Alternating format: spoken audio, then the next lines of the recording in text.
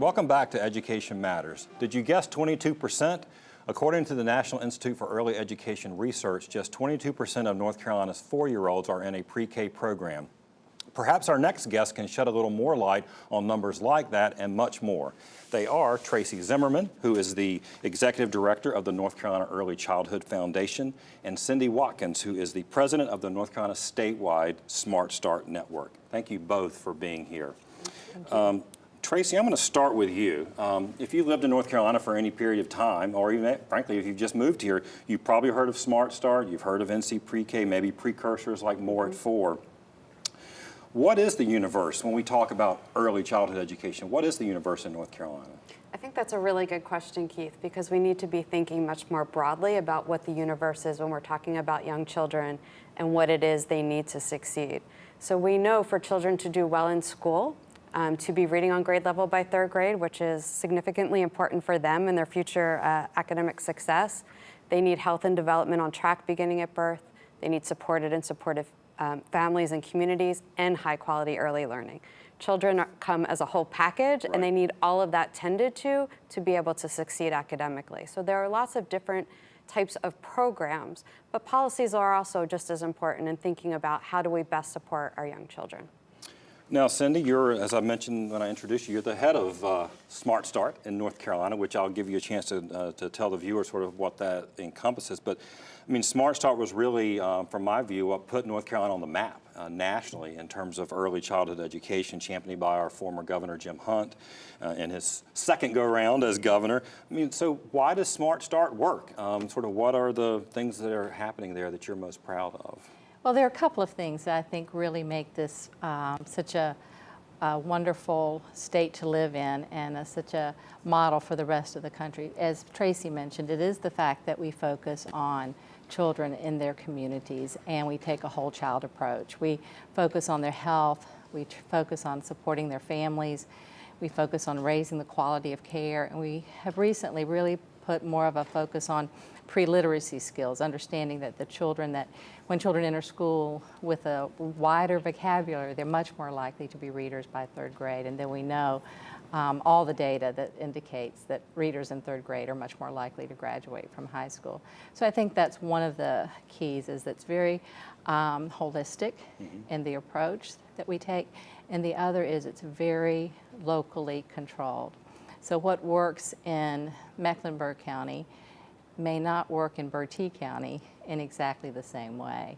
So we have a network that provides services all across the state, and it's local communities coming together, convening partners around how they can move a data point to make a better outcome for young children. I was looking at some of the various resources and services that are offered across the state, and like you mentioned, it's pre-literacy, early reading.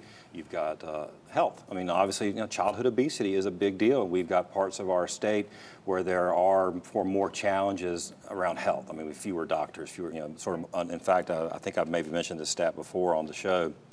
If you took Eastern North Carolina, like sort of split the state at I-95, it would be like the 51st most unhealthy state in the country because of sort of leading health indicators and the number of doctors. Tracy, let me ask you, I mentioned one of the graphics we're going to show when we go to break is about the number of children on waiting lists and other learning programs, but that's not even the total number of children. Those are just ones we know about, right? So there's a lot of children that right now that they just aren't served. There's no access for them. That's correct. So we know that our programs do really great things for the children that they reach.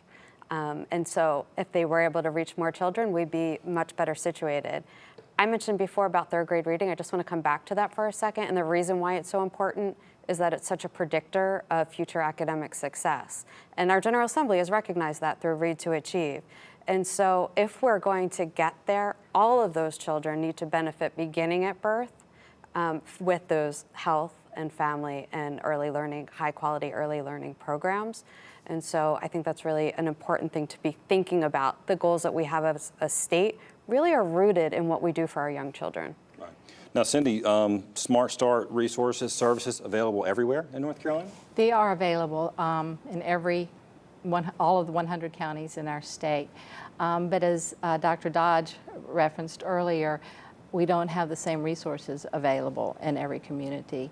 And I think that speaks to our need to really think about the investment we're making and how we can make the greatest impact. And according to his study, it is the amount of funding and the length of time that funding has been available that's made the greatest impact. And and today we're not funding at the same levels, not reaching as many kids as we have before. Is that correct? No, I think our funding has been reduced probably by a third over the last 8 to 10 years.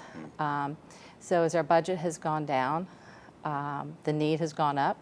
Not only do we have more children, we have more children in poverty, and we know that those are the children that benefit most from the services that we offer. That's actually a really great point. The children in poverty, obviously, these kind of things, you've got families who have means and resources. They have ability to sort of bring in other things, but Smart Start really sort of fills that void in some families. We like to talk, or I like to talk about it at least as an opportunity gap.